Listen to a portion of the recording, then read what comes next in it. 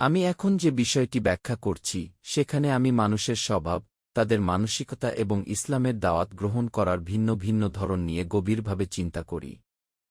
আমি লক্ষ্য করি কিছু মানুষ সবসময় ব্যস্ত থাকে, তারা কথা বলে, তর্ক করে, কখনো ঝগড়ায় জড়িয়ে পড়ে, আবার নানা কাজে নিজেকে ব্যস্ত রাখে। আমি বুঝি এই ধরনের মানুষেরা সহজে থেমে চিন্তা করতে পারে না, ফলে দিনের দাওয়াত বুঝতেও তাদের সময় লাগে। আমি উপলব্ধি করি ইতিহাসে এমন অনেক উদাহরণ আছে যেখানে বড় বড় সাহাবীরাও প্রথমে দাওয়াত গ্রহণে দেরি করেছিলেন।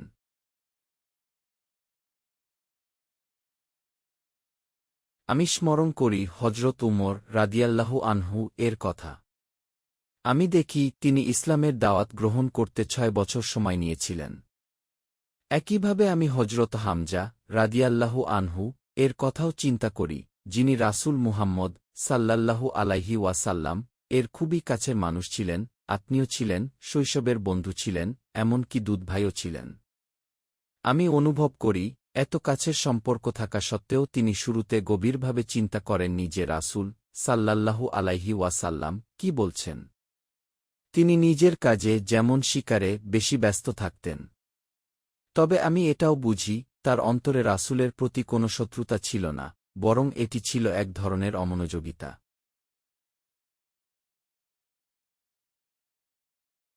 আমি এরপর উপলব্ধি করি এই ধরনের মানুষরা যখন একবার ইসলাম গ্রহণ করে তখন তারা সামনে চলে আসে, তারা অগ্রণী ভূমিকা নেয়। আমি উদাহরণ হিসেবে দেখি যখন হজরত উমর রাদিয়াল্লাহু আনহু ইসলাম গ্রহণ করেন তখন মুসলমানরা সাহস পায় প্রকাশ্যে কাবা শরীফে নামাজ পড়তে। আমি বুঝি এই শক্তিশালী ও কর্মঠ মানুষদের অবদান বাস্তব কাজের ক্ষেত্রে অত্যন্ত গুরুত্বপূর্ণ হয়ে ওঠে।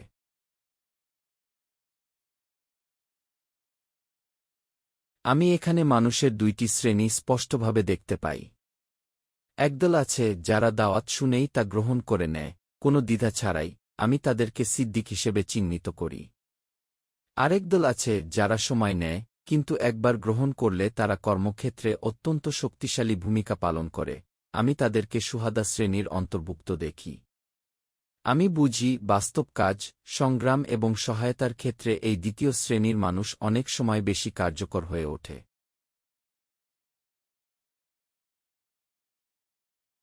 আমি এরপর শুহাদা শব্দটির অর্থ নিয়ে গভীরভাবে চিন্তা করি। আমি বলি সাধারণভাবে আমরা শহীদ বলতে বুঝি সেই ব্যক্তিকে যিনি আল্লাহর পথে যুদ্ধ করে প্রাণ দিয়েছেন। কিন্তু আমি উপলব্ধি করি কুরআনের প্রেক্ষাপটে শহীদ শব্দটির অর্থ আরও বিস্তৃত। আমি বুঝি সকল নবী রাসূলই এক অর্থে শহীদ, কারণ তারা সাক্ষ্য বহন করেন, তারা সত্যের সাক্ষী। আমি অনুভব করি আমাদেরও শুহাদা লিল্লাহ হতে হবে, অর্থাৎ আমাদেরকে আল্লাহর জন্য সাক্ষ্যদাতা হতে হবে, মানবজাতির সামনে সত্যের সাক্ষ্য দিতে হবে।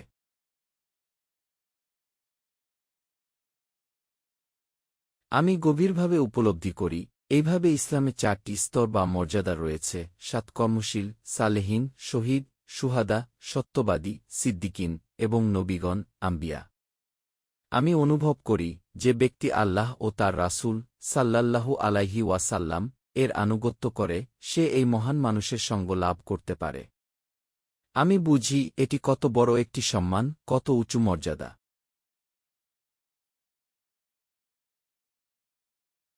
আমি নিজেকে প্রশ্ন করি কিভাবে এই মর্যাদা অর্জন করা সম্ভব।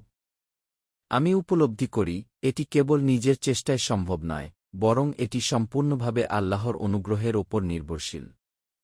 আমি অনুভব করি আল্লাহই ভালো জানেন কে এই অনুগ্রহের যোগ্য। তিনি সবার মধ্যে সমানভাবে এটি বিতরণ করেন না, বরং যার অন্তর, নিয়ত এবং আমল উপযুক্ত তাকেই এই মর্যাদা দান করেন।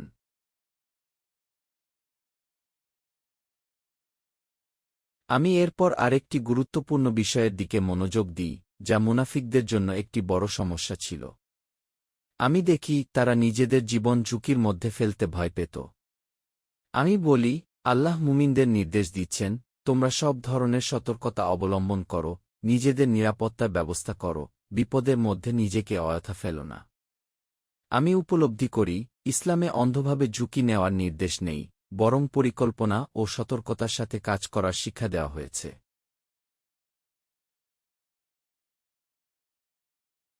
আমি ব্যাখ্যা করি, এরপর আল্লাহ বলেন, প্রয়োজন হলে তোমরা ছোট ছোট দলে বের হবে, অথবা পূর্ণ শক্তি নিয়ে একটি বাহিনী হিসেবে বের হবে।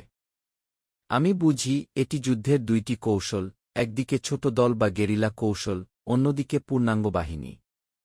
আমি স্মরণ করি, হিজরতের পর রাসূল সাল্লাল্লাহু আলাইহি ওয়াসাল্লাম ছোট ছোট দল পাঠাতেন বিভিন্ন স্থানে।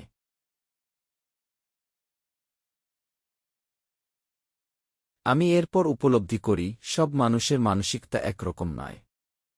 কিছু মানুষ থাকে যারা পিছিয়ে পড়ে, তারা বলে, আমি প্রস্তুতি নিচ্ছি, আমি যাব, কিন্তু তারা দেরি করতে থাকে। আমি বুঝি এটি মুনাফিকদের একটি বৈশিষ্ট্য, তারা সবসময় অজুহাত খোঁজে, দেরি করে, দায়িত্ব এড়িয়ে চলে।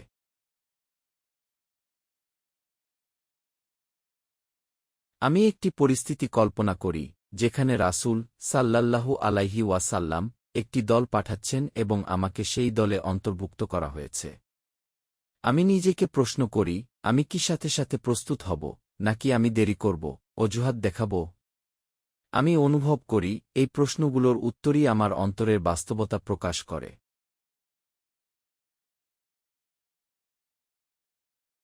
এইভাবে আমি পুরো বিষয়টি গভীরভাবে বিশ্লেষণ করি এবং নিজেকে বারবার যাচাই করি, যেন আমি সত্যিকারের মুমিনদের অন্তর্ভুক্ত হতে পারি, যারা শুধু কথায় নয়, বরং কাজে, ত্যাগে এবং আনুগত্যে আল্লাহর পথে অগ্রসর হয়।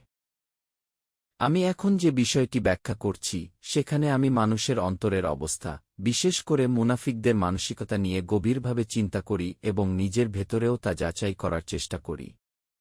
আমি একটি দৃশ্য কল্পনা করি, যেখানে আমাকে আল্লাহর পথে বের হওয়ার আহ্বান জানানো হয়েছে, কিন্তু আমি নিজেকে বলছি, আমি এখনও প্রস্তুত নই, আমি আমার যাতায়াতের ব্যবস্থা করছি, কিছু কাজ গুছিয়ে নিচ্ছি, তারপর আমি যাব। আমি বুঝি, এই কথাগুলো আসলে শুধু অজুহাত, সময়ক্ষেপণ, নিজের দায়িত্ব থেকে দূরে থাকার একটি উপায়। আমি অনুভব করি, এইভাবে বলতে বলতে সময় চলে যায়, আর যারা সত্যিকার মুমিন, তারা ইতিমধ্যে বের হয়ে যায়, তারা দেরি করে না।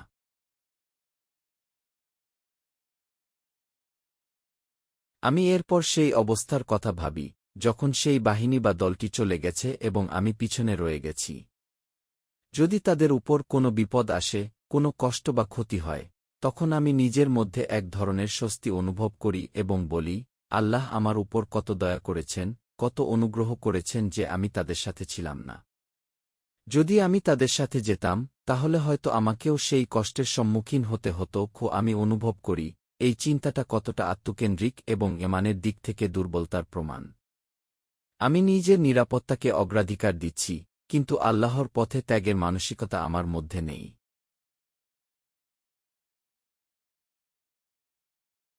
আবার আমি বিপরীত একটি পরিস্থিতিও কল্পনা করি।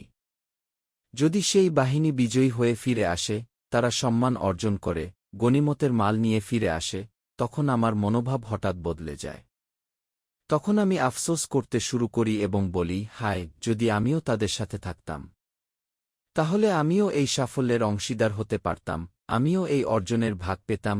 আমি উপলব্ধি করি, এখানে আমার নিয়ত কতটা স্বার্থপর। আমি বিপদের সময় পিছিয়ে থাকি, কিন্তু সাফল্যের সময় অংশ নিতে চাই।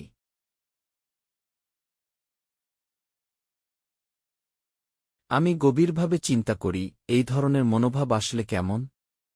আমি দেখি, এই কথাগুলো এমনভাবে বলা হয়, যেন আমার সাথে তাদের কোনো সম্পর্কই নেই। যেন তাদের কষ্টে আমার কোনো কষ্ট নেই, তাদের সাফল্যে আমার কোনো আন্তরিক আনন্দ নেই। আমি বুঝি, যদি আমার অন্তরে সত্যিকারের ভালোবাসা, ভ্রাতৃত্ববোধ এবং আমানের সম্পর্ক থাকত, তাহলে আমার প্রতিক্রিয়া সম্পূর্ণ ভিন্ন হতো।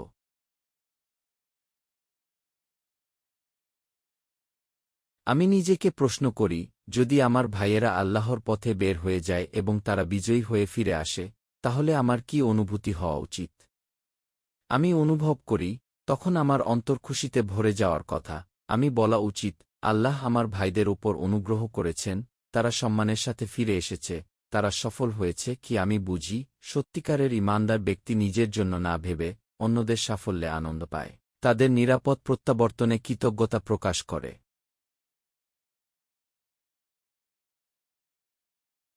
কিন্তু আমি উপলব্ধি করি, মুনাফিকদের অন্তরে এই ভ্রাতৃত্ববোধ থাকে না। তারা অন্যের কষ্টে সহানুভূতি অনুভব করে না, আবার অন্যের সাফল্যেও আন্তরিকভাবে আনন্দিত হয় না। আমি দেখি তারা শুধু নিজের লাভক্ষতির হিসাব করে। যদি কোনো বিপদ হয় তারা খুশি হয় যে তারা বেঁচে গেছে, আর যদি কোনো সাফল্য আসে তারা আফসোস করে যে তারা সেই লাভের অংশীদার হতে পারেনি।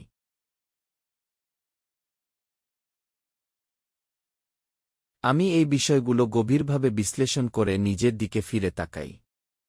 আমি নিজেকে জিজ্ঞেস করি, আমার অন্তরের অবস্থা কি? আমি কি সেই ব্যক্তি যে দায়িত্ব এড়িয়ে চলে, অজুহাত খোঁজে, সময়ক্ষেপণ করে?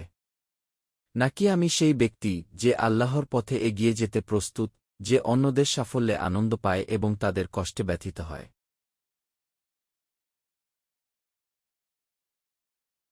আমি অনুভব করি এই আয়াতগুলো শুধু ইতিহাসের বর্ণনা নয়, বরং এটি আমার জন্য একটি আয়না, যেখানে আমি নিজের প্রকৃত চেহারা দেখতে পাই।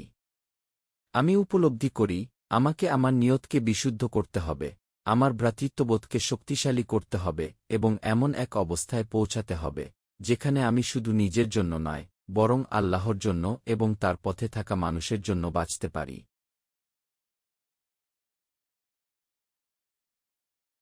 এইভাবে আমি নিজের ভেতরে গভীর আত্মসমালোচনা করি এবং আল্লাহর কাছে দোয়া করি যেন তিনি আমাকে সেই দুর্বলতা, স্বার্থপরতা এবং নিফাক থেকে রক্ষা করেন এবং আমাকে সত্যিকারের ঈমানদারদের অন্তর্ভুক্ত করেন যারা আন্তরিকতা, ত্যাগ এবং ভ্রাতৃত্ববোধে পরিপূর্ণ।